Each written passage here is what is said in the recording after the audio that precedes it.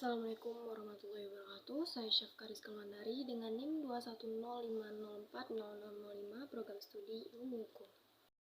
Di sini saya akan menjelaskan tentang bab 5 dengan judul bagaimana harmoni kewajiban dan hak negara dan warga negara dalam demokrasi yang bersumber pada kedaulatan rakyat dan musyawarah untuk mufakat. Apakah Anda memiliki hak? Apakah Anda memiliki kewajiban? Mana yang akan didahulukan sebagai warga negara? Bentuk keterikatan kita terhadap negara adalah adanya hak dan kewajiban secara timbal balik atau resiprokalitas. Warga negara memiliki hak dan kewajiban terhadap negara, sebaliknya pula, negara memiliki hak dan kewajiban terhadap warga negara. Hak dan kewajiban warga negara merupakan isi konstitusi negara perihal hubungan antara warga negara dengan negara. Di Indonesia, pengaturan hak dan kewajiban warga negara diatur dalam UUD NRI 1945. Bagaimana pengaturan selanjutnya agar dapat diwujudkan dalam hubungan yang harmonis antara hak dan kewajiban warga negara? A. Menelusuri konsep dan urgensi harmoni kewajiban dan hak negara dan warga negara. Dalam tradisi budaya Indonesia semenjak dahulu, tatkala wilayah Nusantara ini diperintahkan raja-raja kita lebih mengenal konsep kewajiban dibandingkan konsep hak. Konsep kewajiban selalu menjadi landasan aksiologis dalam hubungan rakyat dan penguasa. Rakyat wajib patuh kepada titah raja tanpa reserve sebagai bentuk penghambaan total. Walaupun demikian, dalam sejarah Jawa selalu saja muncul pemberontakan petani, perjuangan kemerdekaan atau protes-protes dari wong cilik melawan petinggi-petinggi mereka maupun tuntutan kolonial atau Hardiman 2019. Aksi-aksi perjuangan emansipatoris itu antara lain didokumentasikan Tatuli dalam buku Max Havelaar yang jelas lahir dari tuntutan hak-hak mereka. Perjuangan melawan imperialisme adalah bukti nyata bahwa sejarah kebudayaan kita tidak hanya berkulat pada ranah kewajiban ansich.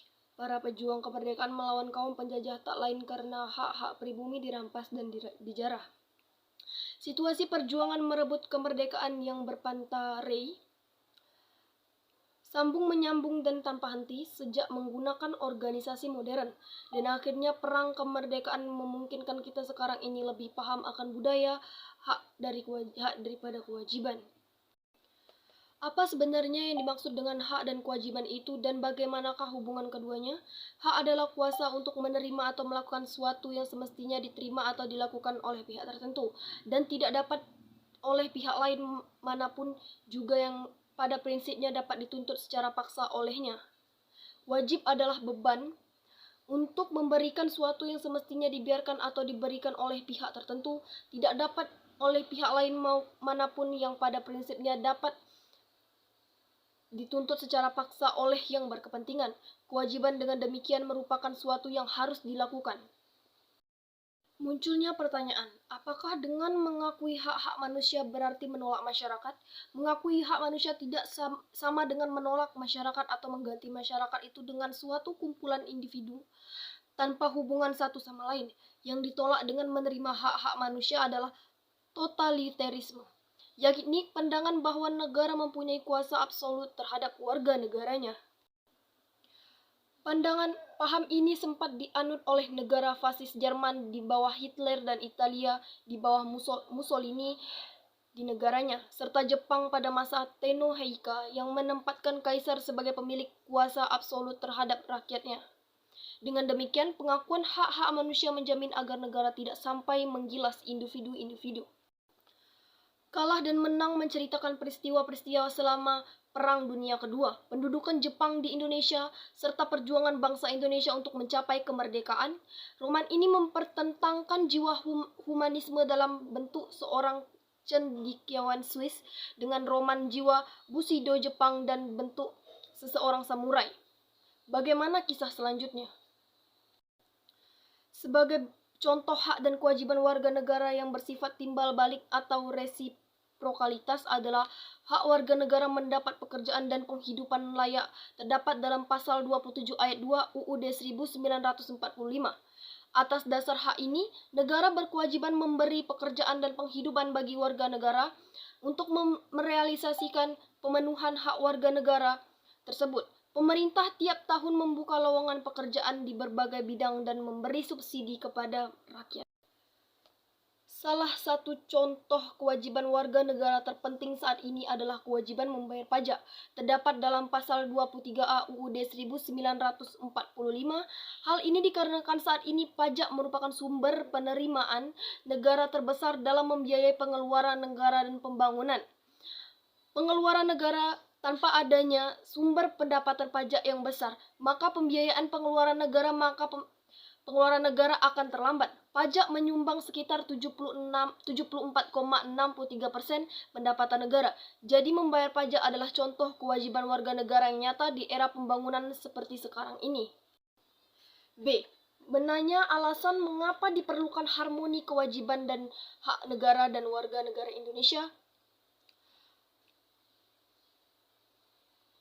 Dari dua keadaan yang kontras tersebut saja memunculkan sejumlah pertanyaan, misalnya, lebih penting manakah kewajiban atau hak?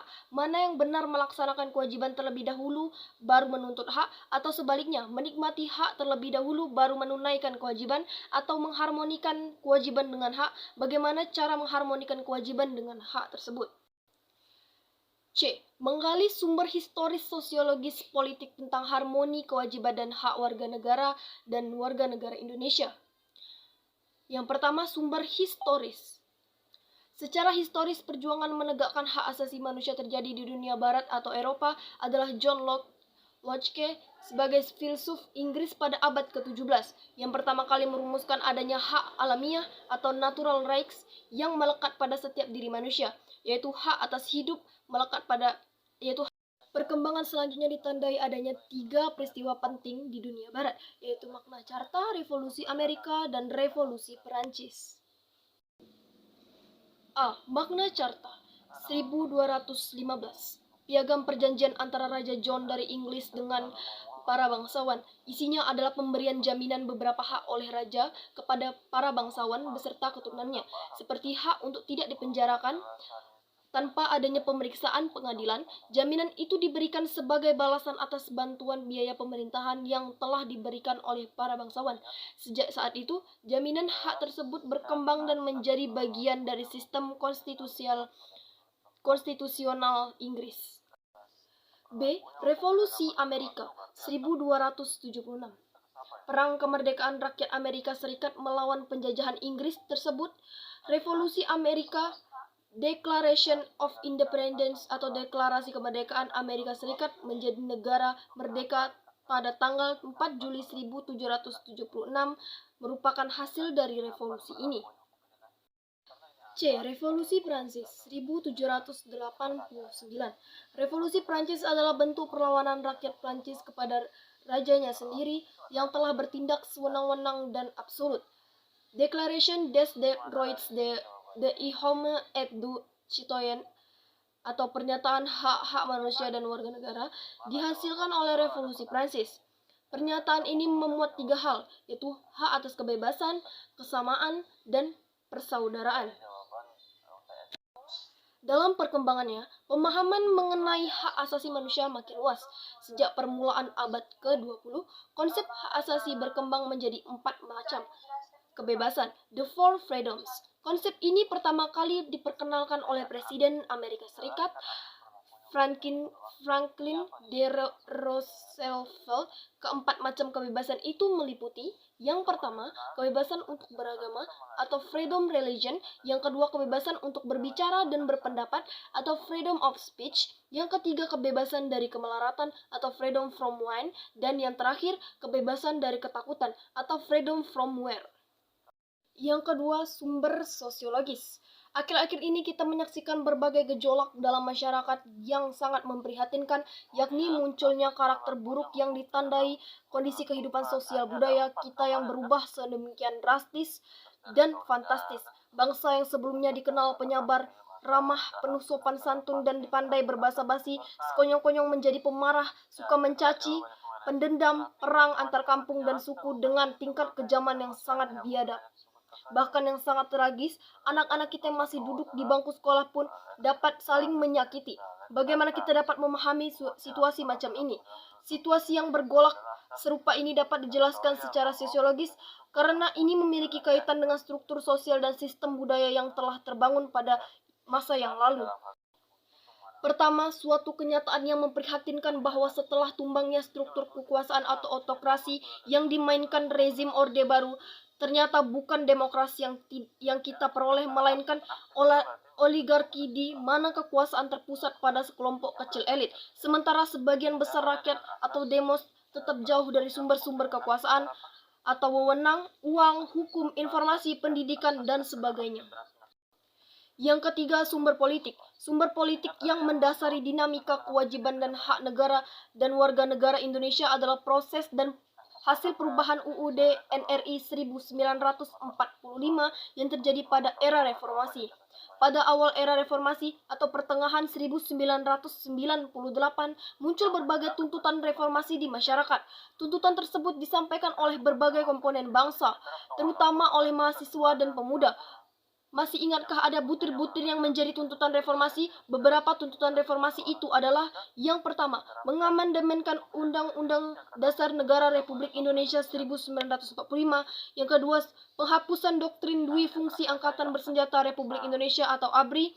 Yang ketiga, menegakkan supremasi hukum, penghormatan hak asasi manusia atau HAM, serta pemberantasan korupsi, kolusi, dan nepotisme atau KKN.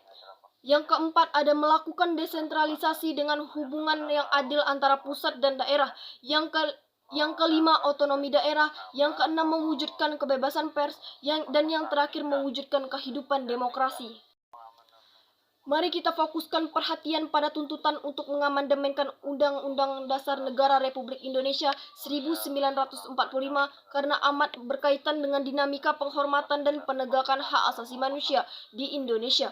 Adanya tuntutan tersebut didasarkan pada pandangan bahwa UUD NRI 1945 belum cukup memuat landasan bagi kehidupan yang demokratis, pemberdayaan rakyat, dan penghormatan hak asasi manusia. Terdapat dalam pasal 28J UUD NRI adalah pasal yang secara khusus yang menyatakan adanya kewajiban dasar manusia. Apa sajakah kewajiban dasar manusia? Apakah dengan adanya kewajiban dasar manusia menjadikan hak asasi manusia ini dibatasi? D. Membangun argumen tentang dinamika dan tantangan harmoni kewajiban dan hak negara dan warga negara. Yang pertama, ada aturan dasar ihwal pendidikan dan kebudayaan serta ilmu pengetahuan dan teknologi. Perubahan Undang-Undang Dasar Negara Republik Indonesia tahun 1945 juga memasukkan ketentuan baru tentang upaya pemerintah dalam menjalankan ilmu pengetahuan dan teknologi. Rumusannya terdapat dalam pasal 31 ayat 5 UUD NRI 1945.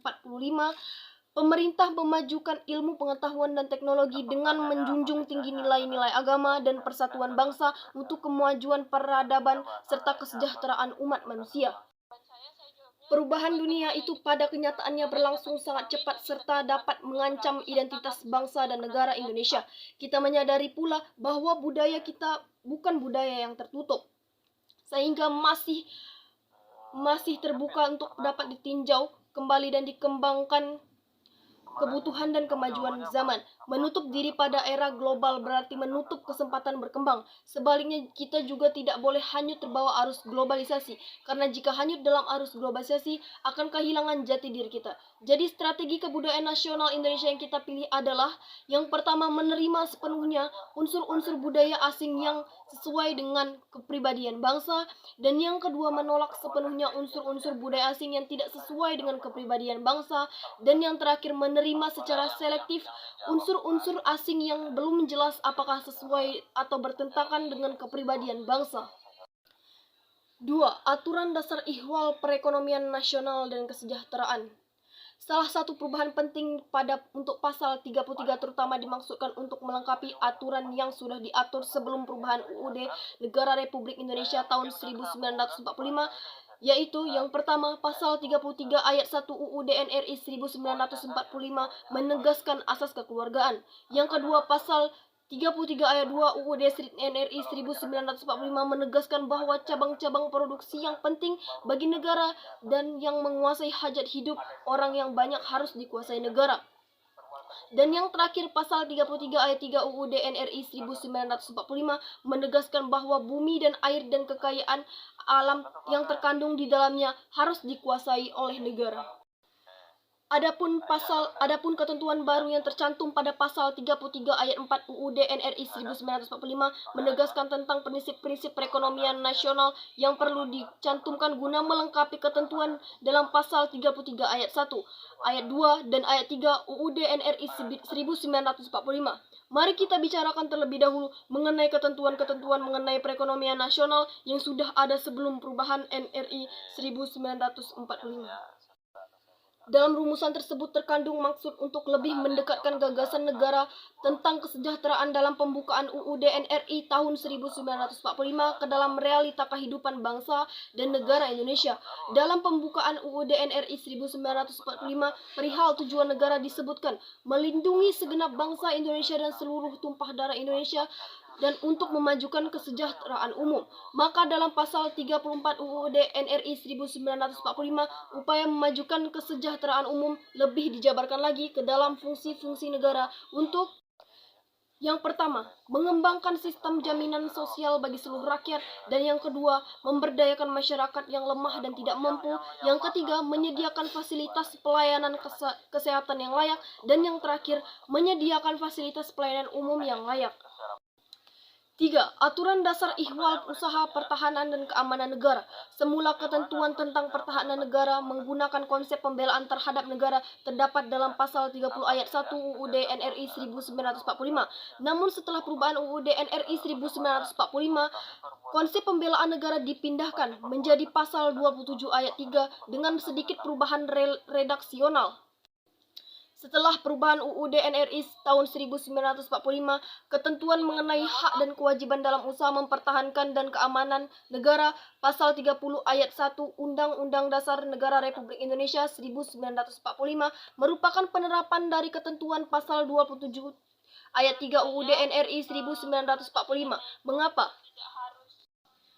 Bagaimana usaha pertahanan dan keamanan negara dilakukan terdapat dalam pasal 30 ayat 2 Undang-Undang Dasar Negara Republik Indonesia tahun 1945 menegaskan sebagai berikut. Usaha pertahanan dan keamanan negara dilaksanakan melalui sistem pertahanan dan keamanan rakyat semesta oleh Tentara Nasional Indonesia dan Kepolisian Negara Republik Indonesia sebagai komponen utama, dan rakyat sebagai kekuatan pendukung. 4. Aturan dasar ihwal hak dan kewajiban asasi manusia. Penghormatan terhadap hak asasi manusia pasca amandemen UUD NRI 1945 mengalami dinamika yang luar biasa. Jika sebelumnya perihal hak dasar warga negara yang diatur dalam UUD NRI 1945 hanya berkutat pada pasal 27, 28, 29, 30, 31, 32, 33, dan 34, setelah amandemen keempat UUD NRI 1945, aturan dasar mengenai hal tersebut diatur tersendiri di bawah judul hak asasi manusia. Mendeskripsikan esensi dan urgensi harmoni kewajiban dan hak negara dan warga negara. UUD NRI 1945 tidak hanya memuat aturan dasar ihwal kewajiban dan hak negara, melainkan juga kewajiban dan hak negara. Dengan demikian, terdapat harmoni kewajiban dan hak negara dari satu pihak dengan kewajiban dan hak negara dari pihak lain. Yang pertama, agama. Bangsa Indonesia dikenal sebagai bangsa yang religius. Kepercayaan bangsa kita kepada Tuhan Yang Maha Esa telah ada semenjak zaman prasejarah. Sebelum datangnya pengaruh agama-agama besar ke tanah air kita, karena itu dalam perkembangannya bangsa kita mudah menerima penyebaran agama-agama besar itu. Rakyat bangsa kita menganut berbagai agama berdasarkan kitab suci yang diyakininya. Kesatuan sila-sila Pancasila yang memiliki susun hierarkis piramidal itu harus dimaknai bahwa sila ketuhanan Yang Maha Esa menjadi dasar dari yang pertama sila kemanusiaan yang adil dan beradab, yang kedua persatuan Indonesia, yang ketiga kerakyatan yang dipimpin oleh hikmat kebijaksanaan dalam permusyawaratan perwakilan, dan yang kelima keadilan sosial bagi seluruh rakyat Indonesia. Yang kedua, pendidikan dan kebudayaan. Pendidikan dan kebudayaan merupakan dua istilah yang satu sama lain saling berkorelasi sangat erat. Pendidikan adalah salah satu bentuk upaya pembudayaan. Dari rumusan pasal 31 ayat 3 UUD NRI 1945 juga terdapat konsep fungsi negara. Dalam hal ini pemerintah yakni mengusahakan dan sekaligus menyelenggarakan sistem pendidikan nasional.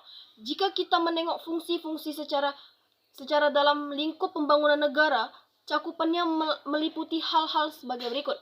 Yang pertama, fungsi minimal, melengkapi sarana dan prasarana umum yang memadai seperti pertahanan dan keamanan, hukum, kesehatan, dan keadilan. Yang kedua, fungsi media, yaitu menangani masalah-masalah eksternalitas seperti pendidikan, lingkungan, dan monopoli. Dan yang terakhir, fungsi aktivis, menetapkan kebijakan industrial dan